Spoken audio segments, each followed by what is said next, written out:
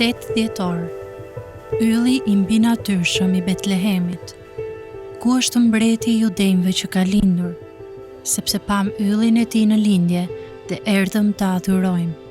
Mateu 2:2.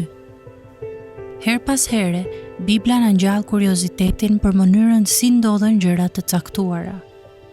Si I solli ky yll dietarët nga lindja në Jeruzalem?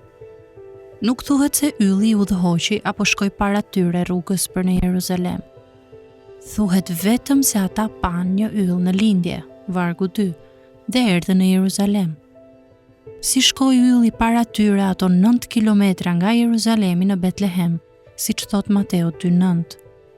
Si qëndroi për mbi vendin ku ndodhej fëmia? Përgjigjja është, nuk e dim. Ka pasur shumë përpjekje për ta shpjeguar përmes mbivendosjes së planeteve, kometave, shpërthimeve yjore apo dritave të mrekullueshme. Ne thjesht nuk e dim. Dua të këshilloj të mos preokupohesh së tepërmi, të mos fiksohesh me teoritë që janë thjesht tentativa në fund të fundit dhe kanë fare pak domethënie frymërore.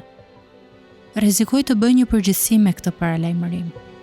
Njerëzit që merren dhe preokupohen me çështje si funksionimi I yllit, si u nda deti I kuq, si ra mana nga qielli, si mbijetoi Jona në barkun e peshkut dhe si hëna kthehet në gjak, janë në përgjithësi njerëz që kanë një mentalitet për vogëlsirat e parëndësishme, siç e quaj unë. Tek të tillë njerëz nuk dallon një vlerësim të thellë për të vërtetat qendrore të Ungjillit, për shenjtërinë e Perëndisë, për shëmtinë e mëkatit, për pafuqinë e njerëzit, për vdekjen e Krishtit, për drejtësimin vetëm me anë të besimit, për punën shenjtëruese të frymës, për lavdinë e kthimit të Krishtit ose për gjykimin përfundimtar.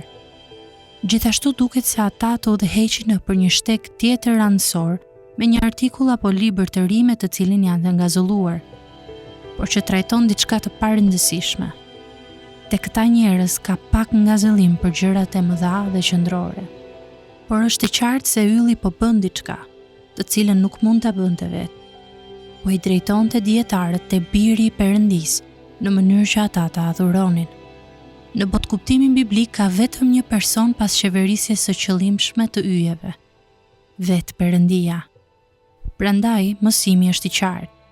Perëndia po I udhëzon të huajt te Krishti, që ata ta adhurojnë atë. Për këtë Perëndia ushtron ndikim dhe fuqi globale, ndoshta edhe universale.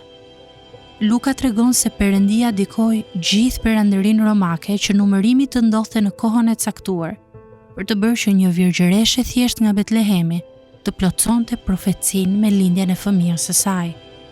Mateu tregon se si Perëndia ndikoi tek yjet e qiellit për t'i çuar dietarët e huaj në Betlehem, në mënyrë që ta adhurojnë birin. Ky është projektimi I Perëndisë. Ai e bëri atëherë dhe po vazhdon ta bëjë dhe tani. Synimi I tij është që kombet, të gjitha kombet, Mateu 24:14, ta adhurojnë birin e tij. Ky është vullneti I Perëndisë për çdo në zyrën tënde të punës, në klasën tënde, në lagjen dhe familjen tënde. Ashtu si thot Dëgjoni 4:23, sepse Ati kërkon të tillë si adhurues të tij. Në fillim të librit të Mateut, kemi ende një model eja dhe shih.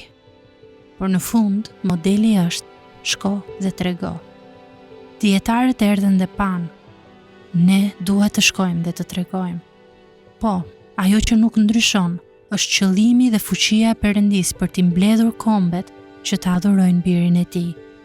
Madhërimi I Krishtit në adhurimin e flaktë të gjitha kombeve është arsyeja pse bota ekziston.